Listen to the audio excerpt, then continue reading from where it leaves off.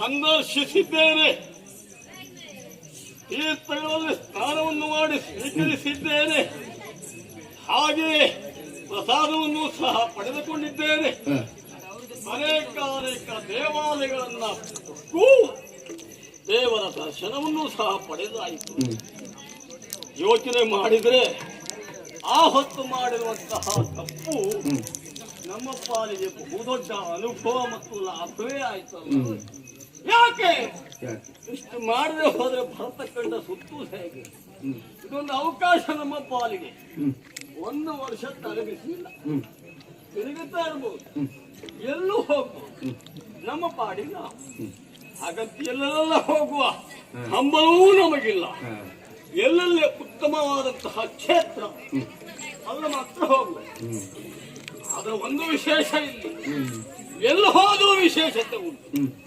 ಎಲ್ಲ ಹೋದರೂ ಗುಡಿ ಗೋಪುರಗಳು, ದೇವಾಲಯಗಳು, ಪುಣ್ಯತಮವಾದಂತಹ ನದಿ, ಹಳ್ಳ ಕೊಳ್ಳಗಳು ನೋಡಿದರೆ ಮತ್ತು ನೋಡಬಾರದು ಅನ್ನುವ ಹಾಗೆ ಕಂಗೊಳಿಸುತ್ತಾ ಇದೆ.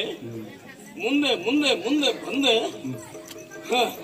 ದಕ್ಷಿಣದ ಭಾರತ ಖಂಡದ ಸುತ್ತ ತುದಿ ಅಥವಾ ಪ್ರಾರಂಭವು ಎನ್ನುವ ಹಾಗಿರುವ ಕ್ಷೇತ್ರ ಇದುವೇ ವಿಶೇಷ.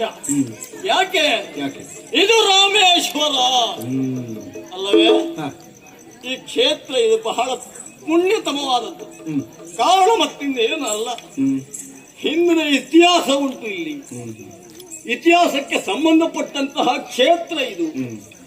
ಯುಗದ ಹಿಂದೆ ತ್ರೇತೆಯಲ್ಲಿ ದುಷ್ಟರಾಗಿರುವಂತಹ ರಾವಣ ತನ್ನ ಮಡದಿ ಸೀತೆಯನ್ನ ಕದ್ದೊಯ್ದಾವಾಗ ರಾಮ ಕಪಿವರ್ಗದವ್ರನ್ನೆಲ್ಲ ಸೇರಿಸಿಕೊಂಡು ಈ ಕ್ಷೇತ್ರಕ್ಕೆ ಬಂದನಂತೆ. ಇಲ್ಲಿಂದೇನೆ ಶತಯೋಜನ ವಿಸ್ತೀರ್ಣದಲ್ಲಿ ಲಂಕೆ ಉಂಟಂತೆ. ಅಲ್ಲಿಗೆ ಹೋಗ್ಬೇಕಲ್ಲ ಎನ್ನುವ ಕಾರಣಕ್ಕಾಗಿ ಇಲ್ಲಿ ಸೇತುವೆಯನ್ನು ಸಹ ಬಲಿದನಂತೆ. ನನ್ನ ಕುತೂಹಲದಿಂದ ನೋಡುವ ಹೆಬ್ಬಯಕೆ ನಮ್ಮ ಪಾಲಿಗೆ. ಸಮುದ್ರದ ತಟಾಕಕ್ಕೆ ಬಂದಿದ್ದೇನೆ. ಸಮುದ್ರದ ನೀರುಗಳೆಲ್ಲ ಉಪ್ಪೇ ಬಿಡಿ, ಎಷ್ಟು ಉಪ್ಪು ಅಂತ ಹೇಳಿದ್ರು ಸಹ ಈ ಕ್ಷೇತ್ರದಲ್ಲಿ ತೀರ್ಥವೇ. ಅದನ್ನೇ ಕುಳಿದುಕೊಂಡು ಬರುವುದು ಭಕ್ತಾದಿಗಳು. ಹಾಗೆ ಉಂಟು ಇಲ್ಲಿ ಆದಂತಹ ವಿಶೇಷತೆ. ಹಾಗಾಗಿ ವಿಶಾಲವಾಗಿರುವಂತಹ ಮರಳಿನ ಪ್ರದೇಶವಿದು. ಪ್ರಖರವಾದಂತಹ ಸೂರ್ಯರಶ್ಮಿ ತಲೆ ಸುಡುವ ಹಾಗೆ ಇದೆ. ಇಂತಹ ಕ್ಷೇತ್ರದಲ್ಲಿ ಯಾರು ಹೇಳುವವರಿಲ್ಲ, ಕೇಳುವವರಿಲ್ಲ. ಯಾರಿದ್ದಾರೆ ಅದಲ್ಲೂ ಇಷ್ಟೊತ್ತಿಗೆ ಯಾರು ಬರ್ಲಿಕ್ಕೆ ಉಂಟ? ಅವರು ಬರುವುದಿದ್ರು ಒಂದು ಸಮಯ ಅಂತೂ ಉಂಟು ಅಲ್ವಾ, ತಿರುಗಾಟ ಮಾಡ್ಲಿಕ್ಕೆ, ಹೀಗೆ ವಿಹರಿಸಲಿಕ್ಕೆ ಅಂತ ವೇಳೆ ಮಾನವರು ಸ್ವಲ್ಪ ಸಾಯಂಕಾಲ ಪಡೆದುಕೊಳ್ತಾರೆ ಸಮುದ್ರ ತೀರ್ಲಿಕ್ಕೆ. ಆದ್ರೆ ಇಲ್ಲಿ ಹಾಗೆ ಈಗ ಆ ಸಮಯವೇ ಅಲ್ಲ. ಮಧ್ಯಾಹ್ನ ಮಠ ಬಿಸಿಲು ಹೊಡೆದ, ಹೌದಾ? ಹಾಗಿದ್ದೆ ವಿಶೇಷ ಮತ್ತೇನಲ್ಲ, ಇಲ್ಲಿಯೂ ಸಹ ಯಾರಿಲ್ಲ ಅಂತ ನಾನು ಊಹಿಸ್ತಾ ಇರುವುದೇನೋ ಸರಿ. ದೂರದಲ್ಲಿ ಕಾಣ್ತಾ ಉಂಟಲ್ಲ, ಬಹಳ ದೂರ ಅಂದ್ರೆ ಹೌದೋ ಅಲ್ವೋ? ಇದೊಂದು ವಸ್ತುವೋ, ಒಂದು ಕಲ್ಲು ಬಂಡೆಯೋ, ಅಥವಾ ಗಿಡ ಮರಗಳ ಪೊಟರೆಯೋ ಅರ್ಥ ಆಗೋದಿಲ್ಲ.